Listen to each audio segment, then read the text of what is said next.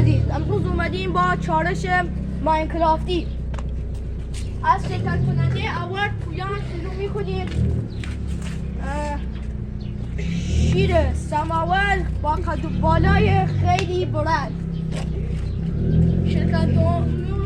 شرکت کننده دوم آراد خندان. مسابقه 100 بلاک پرورش داریم و باید با نردبان کلاش کنیم. با نردبان در ماینکرافت کلاش کنن. و بعد یه ماهانی داریم به نام MD. نوکر دانم گرماندان مجری مانم آقا ساسان. در اصل این میخواد جایزه بده. نوکر همه بچه های امری هستیم. مثلا به شما جایزه ندهم. این دو نفر البته به شما هم جایزه میدیم. اسپانسر ما کانال ادیتو تامنیل بهتون جایزه رو میده. نگاه کن، ما شریکیم. منم شریکم، اینم شریکم. بله نوکر همه دوستان هستیم. اینم آراد که همیشه خندان پشت سر اینجوری نوکر هیچ مشکلی نیست. آقا ساسان هم که مجری خوب ماست. و بله دیگه بریم. خب شروع میکنیم. خب شروع میشه. خدایم دوباره برو. میتونه مرد برو آراد. بتمن آراد خندان. وای الان ما دوباره مجددا نه این بار میرین چیکار میکنین؟ چالش آب. برین سن کاغذ قشی. واقعا نمیشه هیچ کدام نمیتونن این چالش رو ببرین. چالش آب. شروع کردین دوستان؟ شروع شد. خب شروع میکنیم. خدایم برو کلاچ قایق.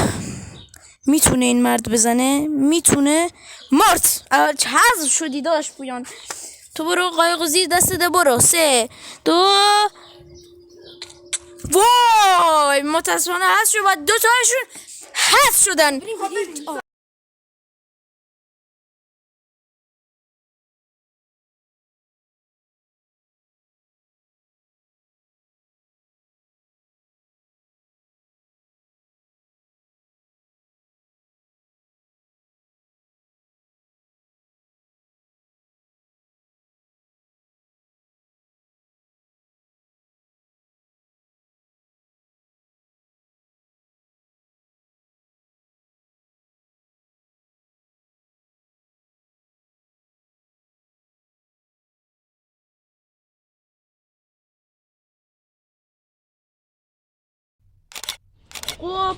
خب دوستان همینطور که دیدین خدایم حذف شد.